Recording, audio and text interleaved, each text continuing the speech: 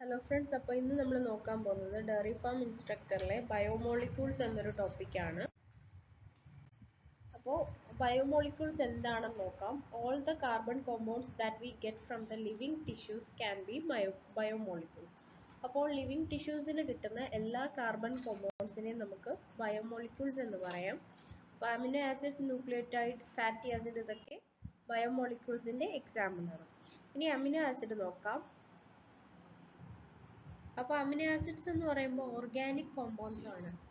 അതായത് ഒരു same carbon ആറ്റത്തിൽ amino ഗ്രൂപ്പും ആസിഡിക് ഗ്രൂപ്പും ഉള്ള ഒരു ഓർഗാനിക് കോമ്പൗണ്ട് ആണ് അമിനോ ആസിഡ്സ് എന്ന് പറയുന്നത്.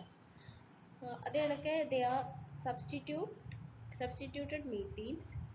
There are 4 substituted groups occupying the 4 valency position. അപ്പോൾ നമ്മൾ ഒരു അമിനോ ആസിഡിന്റെ സ്ട്രക്ചർ എടുക്കുകയാണെങ്കിൽ അതിൽ 4 പൊസിഷൻ ഉണ്ട്, 4 വാലൻസി പൊസിഷൻ ഉണ്ട്. അതിനകത്ത് 4 ഗ്രൂപ്പ് ഉണ്ട്. അതായത് ഇപ്പോൾ ഹൈഡ്രജൻ കാണും, കാർബോക്സിൽ ഗ്രൂപ്പ് കാണും, അമിനോ ഗ്രൂപ്പ് കാണും, അതുപോലെ ഒരു വേരിയബിൾ ഗ്രൂപ്പ് കാണും. വേരിയബിൾ ഗ്രൂപ്പിനകത്ത് ഏത് വേണേലും ആവാം. അപ്പോൾ അതിന് നമ്മൾ R ഗ്രൂപ്പ് എന്ന് പറയും. Based on the nature of R group there are many amino acids. ഈ ഒരു R ഗ്രൂപ്പിന്റെ നേച്ചർ വെച്ചിട്ട് ഒരുപാട് അമിനോ ആസിഡ്സ് ഉണ്ട്. However, those which occur in proteins are only of 20 types. Proteins ആയിട്ട് വരുന്നത് 20 എണ്ണേ ഉള്ളൂ, 20 ടൈപ്പേ ഉള്ളൂ. ഓക്കെ,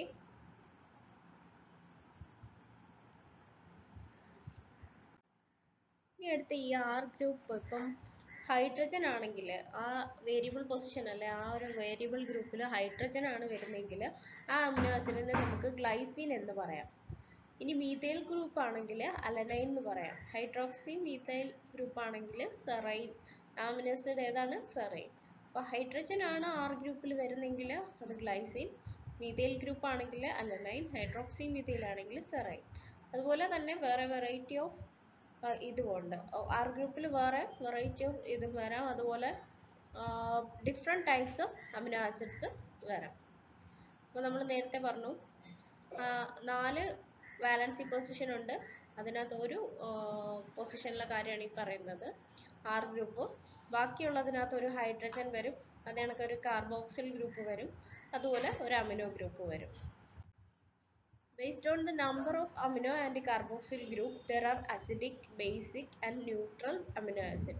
അതായത് കാർബോക്സിൽ ഗ്രൂപ്പിൻ്റെയും അമിനോ ഗ്രൂപ്പിൻ്റെയും നമ്പർ ബേസ് ചെയ്തിട്ട് ആസിഡിക് ഗ്രൂപ്പ് ഉണ്ട്, ആസിഡിക് അമിനോ ആസിഡ് ഉണ്ട്, ബേസിക് അമിനോ ആസിഡ് ഉണ്ട്, ന്യൂട്രൽ അമിനോ ആസിഡ് ഉണ്ട്. ആസിഡിക്കിൻ്റെ ഒരു എക്സാമ്പിൾ ആണ് ഗ്ലൂട്ടാമിക് ആസിഡ്, ബേസിക്കിന് ലൈസിൻ, ന്യൂട്രൽ അമിനോ ആസിഡിന് വാലൈൻ. അരോമാറ്റിക് അമിനോ ആസിഡ്സ് ഉണ്ട്, ടൈറോസിൻ, ഫിലൈൻ അലനൈൻ, ട്രിപ്റ്റോഫാൻ. ഇതൊക്കെ എന്താണ്? അരോമാറ്റിക് അമിനോ ആസിഡ്സ് ആണ്. A particular property of amino acids is the ionizable nature of amino and carboxyl group. Hence, in solution of different pH, the structure of amino acids changes. അതായത് ഇപ്പോൾ amino acid നമുക്ക് stable എന്ന് പറയാൻ പറ്റില്ല. അത് എന്താ പറയുക, അതിനകത്ത് അമിനോ ഗ്രൂപ്പിനും കാർബോക്സിൽ ഗ്രൂപ്പിനും അയണൈസബിൾ നേച്ചർ ഉണ്ട്. അപ്പോൾ അതുകൊണ്ട് ഡിഫറെൻറ്റ് പി എച്ചിലുള്ള സൊല്യൂഷനിലിടുമ്പോൾ സ്ട്രക്ചർ, അമിനോ ആസിഡ്സിൻ്റെ സ്ട്രക്ചർ ചേഞ്ച് ആകും. ഇനി സിറ്റർ അയോൺ. സിറ്റർ അയോൺ എന്ന് പറയുമ്പോൾ that contain both positive and negative charge. For the zwitter ion amino acid they contain a amino group. Basic എന്ന് പറയുന്നത് അതിനകത്ത് അമിനോ ഗ്രൂപ്പാണ്, കാർബോക്സിൽ ഗ്രൂപ്പാണ് ആസിഡിക് എന്ന് പറയുന്നത്. ഓക്കെ, അപ്പോൾ ഇത് രണ്ടും ബേസിക് ഗ്രൂപ്പും ഉണ്ട്, ആസിഡിക് ഗ്രൂപ്പും ഇതിനകത്തുണ്ട്, അമിനോ ആസിഡിലുണ്ട്. അമിനോ ആസിഡിലുള്ള ബേസിക് ഗ്രൂപ്പാണ് അമിനോ ഗ്രൂപ്പ്, അമിനോ ആസിഡിലുള്ള ആസിഡിക് ഗ്രൂപ്പാണ് carboxylic group.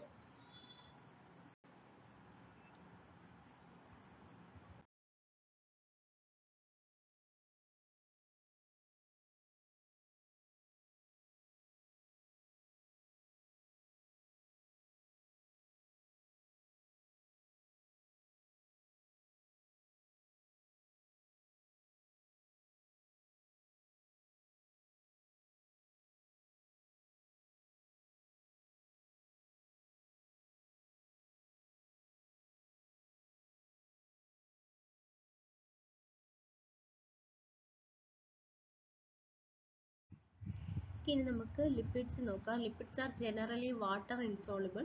They could be simple fatty acid. അപ്പോൾ ലിപ്പിഡ്സ് എന്ന് പറയുന്നത് ജനറലി വാട്ടർ ഇൻസോളുബിൾ ആണ്. അപ്പോൾ ഇത് സിമ്പിൾ ഫാറ്റി ആസിഡ്സ് ആണ്. അത് കണക്ക് ഫാറ്റി ആസിഡ് എന്ന് പറയുമ്പോൾ കാർബോക്സിൽ ഗ്രൂപ്പ് ഒരു R ഗ്രൂപ്പിനോട് അറ്റാച്ച് ചെയ്തിട്ടാണ് ഫാറ്റി ആസിഡ് എന്ന് പറയുമ്പോൾ. R ഗ്രൂപ്പ് എന്ന് പറയുമ്പോൾ മീഥൈൽ ഗ്രൂപ്പ് ആവാം, ഈഥൈൽ ഗ്രൂപ്പ് ആവാം, അല്ലെങ്കിൽ ഹൈഡ്രോ കാർബൺ ഏത് ഹൈഡ്രോ കാർബൺ 1 to 19 കാർബൺസ് ഉള്ള ഏത് ഗ്രൂപ്പ് വേണമെങ്കിലും ആകാം. എക്സാമ്പിൾ പാൽമിറ്റിക് ആസിഡ്സിനകത്ത് ഇപ്പോൾ 16 കാർബൺസ് ഉണ്ട്, കാർബോക്സിൽ കാർബൺ ഉൾപ്പെടെ 16 കാർബൺസ് ഉണ്ട്. അതേപോലെ തന്നെ ഫാറ്റി ആസിഡ്സ് സാച്ചുറേറ്റഡ് ആവാം. അതുപോലെ വളരെ സിമ്പിളായിട്ട് വരുന്നൊരു ലിപ്പിഡാണ് ഗ്ലിസറോൾ എന്ന് പറയുന്നത്. ഗ്ലിസറോൾ എന്ന് പറയുന്നത് നമുക്ക് ട്രൈ കാർബോക്സിലി പ്രൊപ്പൈൻ എന്ന് പറയാം. ഓക്കെ, ഇനി നമുക്ക് ലിപ്പിഡ്സ് നോക്കാം. ലിപ്പിഡ്സ് മോണോഗ്ലിസറൈഡ്സ് ആയിട്ട് വരും, ഡൈഗ്ലിസറൈഡ്സ് ആയിട്ട് വരും, ട്രൈഗ്ലിസറൈഡ്സ് ആയിട്ട് വരും. അതുപോലെ തന്നെ ഫാറ്റ്സ് എന്ന് വേണമെങ്കിൽ പറയാം, ഓയിൽസ് എന്ന് പറയാം, ബേസ്ഡ് ഓൺ മെൽറ്റിംഗ് പോയിന്റ്. ലിപ്പിഡ്സിനെ നമുക്ക് ഫാറ്റ് എന്നോ ഓയിൽ എന്നോ പറയാം ബേസ്ഡ് ഓൺ മെൽറ്റിംഗ് പോയിന്റ്സ്. ഓയിൽസിന് എപ്പോഴും ലോവർ മെൽറ്റിംഗ് പോയിന്റ് ആണ്. അത് കണക്ക് ചില ലിപ്പിഡ്സിനകത്ത് ഫോസ്ഫറസും ഫോസ്ഫോറിലേറ്റഡ് ഓർഗാനിക് കോമ്പൗണ്ടും ഉണ്ട്. അങ്ങനെയുള്ളതിനെ നമ്മൾ ഫോസ്ഫോലിപ്പിഡ്സ് എന്ന് പറയും. അത് കാണുന്നത് സെൽ മെമ്പറൈനിലൊക്കെയാണ്. ലെസിത്തീൻ ഒരു ഫോസ്ഫോലിപ്പിഡിന്റെ എക്സാമ്പിൾ ആണ്. ഇനി അടുത്ത് നമുക്ക് നോക്കാം. നേരത്തെ നമ്മൾ പറഞ്ഞു ബയോമോളിക്യൂൾസിനകത്ത് വരുന്നതാണ് അമിനോ ആസിഡ്, അത് കണക്ക് ന്യൂക്ലിയോടൈഡ് ഒക്കെ. അപ്പോൾ ന്യൂക്ലിയോടൈഡിൽ വരുന്നതാണ് ഈ nitrogen bases, adenine, guanine, cytosine, uracil, thymine. അപ്പോൾ DNA വരുന്ന ബേസ് ആണ് adenine, thymine, cytosine, guanine. RNA വരുന്നതാണ് adenine, uracil, cytosine, guanine. DNA തൈമിനിന് പകരമായിട്ട് RNA യുറാസിലാണ് വരുന്നത്. When found attached to a sugar, they are called a nucleoside. അതായത് ഈ nitrogen base ഷുഗറിൽ attach ചെയ്യുമ്പോൾ ന്യൂക്ലിയോസൈഡ് എന്നറിയപ്പെടും. അത് കണക്ക് അതിൻ്റെ കൂടെ തന്നെ ഒരു ഫോസ്ഫേറ്റ് ഗ്രൂപ്പ് അറ്റാച്ച് ചെയ്യുകയാണെങ്കിൽ അവരെ നമുക്ക് ന്യൂക്ലിയോടൈഡ് എന്ന് പറയാം. ഓക്കെ, നമുക്കിനി പ്രൈമറി ആൻഡ് സെക്കൻഡറി മെറ്റബോളൈറ്റ്സ് നോക്കാം. പ്രൈമറി മെറ്റബോളൈറ്റ്സ് എന്ന് പറയുന്നത് amino acid, lactic acid, vitamin, carbohydrate, lipid, ഇതൊക്കെ ഇതിനകത്ത് വരും. പ്രൈമറി മെറ്റബോളൈറ്റ്സിനകത്ത് വരും. പിന്നെ സെക്കൻഡറി മെറ്റബോളൈറ്റ്സിനകത്ത് വരുന്നതാണ് steroids, alkaloids, essential oils, phenolic, etcetera. In animal tissues, one notice the presence of all such categories of compounds like sugar, amino acid, etc. are primary metabolites. അപ്പോൾ നമ്മൾ ഈ നോക്കുകയാണെങ്കിൽ ഈ ആനിമൽ ടിഷ്യൂസിനകത്ത് ഇങ്ങനെയുള്ള ഷുഗർ, അമിനോ ആസിഡ്സ് ഒക്കെ കാണാം. അപ്പോൾ അത് നമ്മൾ പ്രൈമറി മെറ്റബോളൈറ്റ്സ് എന്ന് പറയും. പക്ഷെ പ്ലാന്റിലോ ഫംഗലിലോ മൈക്രോബിയൽ സെൽസിലോ നോക്കുകയാണെങ്കിൽ തൗസൻഡ്സ് ഓഫ് കോമ്പൗണ്ട്സ് ആണ്. ഈ പ്രൈമറി മെറ്റബോളൈറ്റ്സ് അല്ലാതെ തൗസൻഡ്സ് ഓഫ് കോമ്പൗണ്ട്സ് ആണ്. അതായത് alkaloids, flavonoids, rubber, essential oil, antibiotic, pigments, gum, spices, ഇതൊക്കെ എന്തിനകത്ത് വരുന്നതാണ്? സെക്കൻഡറി മെറ്റബോളൈറ്റ്സിനകത്ത് വരുന്നതാണ്. ഇനി അടുത്തതാണ് ബയോ മാക്രോ മോളിക്യൂൾസ് എന്നൊരുണ്ടാവും. അതായത് നമ്മളിപ്പോൾ ന്യൂക്ലിക് ആസിഡ്സ്, പ്രോട്ടീൻസ്, കാർബോഹൈഡ്രേറ്റ്സ്, ഇങ്ങനെയുള്ളതിനെല്ലാം ബയോ മാക്രോ മോളിക്യൂൾസ് എന്ന് പറയാം. ഇത് ആക്ച്വലി ഇവർ ബയോളജിക്കൽ പോളിമേഴ്സ് ആണ്. ഇപ്പം ന്യൂക്ലിക് ആസിഡ് ആണെങ്കിൽ അല്ലെങ്കിൽ പ്രോട്ടീൻസിൻ്റെ കേസ് നോക്കുകയാണെങ്കിൽ പ്രോട്ടീൻസ് എന്ന് പറയുന്നത് പോളിമർ ഓഫ് അമിനോ ആസിഡ്സ് ആണ്. അപ്പോൾ കാർബോഹൈഡ്രേറ്റ്സ് എന്ന് പറയുന്നതും ഓരോ ഷുഗേഴ്സിൻ്റെ അല്ലെങ്കിൽ മോണോമേഴ്സ് വെച്ചിട്ടുള്ള ഒരു പോളിമറാണ്. കാർബോഹൈഡ്രേറ്റ് ആയാലും പ്രോട്ടീൻ ആയാലും ന്യൂക്ലിക് ആസിഡ്സ് ആയാലും.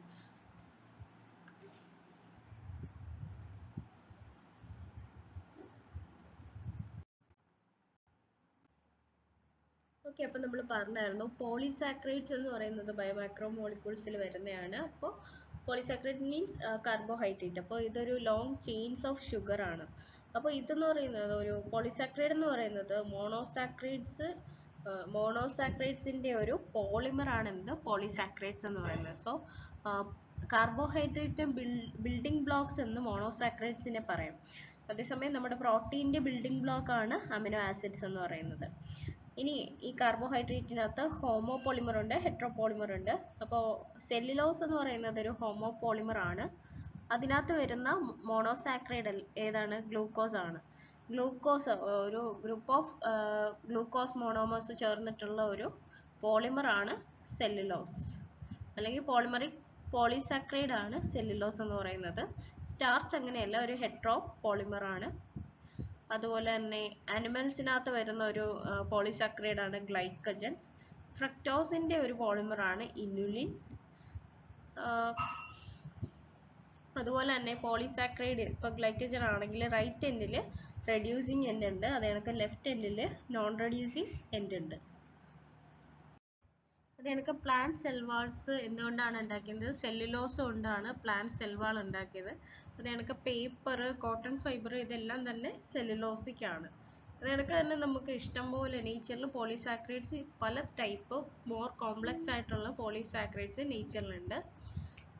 അപ്പോൾ അതിനൊക്കെ ബിൽഡിംഗ് ബ്ലോക്സ് ആയിട്ട് അമിനോ ഷുഗേഴ്സ്, അത് കണക്ക് കെമിക്കലി മോഡിഫൈഡ് ഷുഗേഴ്സ് ഒക്കെ ഉണ്ട്. ഇനി ആർത്രോപോഡ്സിനാണെങ്കിൽ എന്താണ്, നമ്മളിപ്പോൾ ആനിമൽസിന്റെ പോളിസാക്രൈഡിനെ പറഞ്ഞു, അത് കണക്ക് പ്ലാന്റ് സെല്ലിന്റെ കാര്യം പറഞ്ഞു. പ്ലാന്റ് സെൽ വാളിലാണെങ്കിൽ സെല്ലുലോസ് ആണെന്ന് പറഞ്ഞു. ഇനി എക്സോസ്കെൽട്ടൺ ഓഫ് ആർത്രോപോഡ്സ് അങ്ങനെയൊക്കെ ആണെങ്കിൽ ആർത്രോപോഡ്സിന്റെ എക്സോസ്കെൽട്ടണിലുള്ള പോളിസാക്രൈഡ് ഏതാണ്? കൈറ്റിൻ എന്ന് പറയുന്ന ഒരു പോളിസാക്രൈഡ് ആണുള്ളത്. ഓക്കെ, അടുത്ത നമ്മൾ നോക്കുന്നത് ന്യൂക്ലിക് ആസിഡ്സ് ആണ്. അപ്പോൾ ബയോമോളിക്യൂൾസിൽ നമ്മൾ അമിനോ ആസിഡ് പഠിച്ചു, അതേ കണക്ക് പ്രോട്ടീൻസ് പഠിച്ചു. പിന്നെ അടുത്തത് വരുന്നത് ന്യൂക്ലിക് ആസിഡ് ആണ്. ന്യൂക്ലിക് ആസിഡ് എന്ന് പറയുമ്പോൾ അത് പോളി ന്യൂക്ലിയോടൈഡ്സ് ആണ്, അല്ലെങ്കിൽ പോളിമർ ഓഫ് ന്യൂക്ലിയോടൈഡ്സ് ആണ്. ഇതിൽ വരുന്ന മോണോമർ എന്ന് പറയുന്നത് ന്യൂക്ലിയോടൈഡ് ആണ്. പ്രോട്ടീൻ്റെ കാര്യത്തിൽ അമിനോ ആസിഡ് ആണ് മോണോമർ എന്ന് പറയുന്നത്. അപ്പോൾ ഇതിനകത്ത് ഒരു ന്യൂക്ലിയോടൈഡിൽ വരുന്ന 3 കമ്പോണൻസ് എന്ന് പറയുന്നത് ഒരു ഹെട്രോസൈക്ലിക് കോമ്പൗണ്ട്, നേരത്തെ നമ്മൾ പറഞ്ഞു നൈട്രോജീനസ് ബേസിന്റെ കാര്യം. പിന്നെ വരുന്നത് സെക്കൻഡ് മോണോസാക്രൈഡ് അല്ലെങ്കിൽ ഒരു ഷുഗർ വരുന്നുണ്ട്. പിന്നെ തേർഡ് ഫോസ്ഫോറിക് ആസിഡ് അല്ലെങ്കിൽ ഫോസ്ഫേറ്റ് വരുന്നുണ്ട്. അപ്പോൾ ഷുഗർ റൈബോസ് ഷുഗർ ആണെങ്കിൽ അത് RNA-യിലാണ് വരുന്നത്. ഡിയോക്സി റൈബോസ് ഷുഗർ ആണെങ്കിൽ അത് DNA-യിലാണ് വരുന്നത്. ഓക്കെ, നമ്മുടെ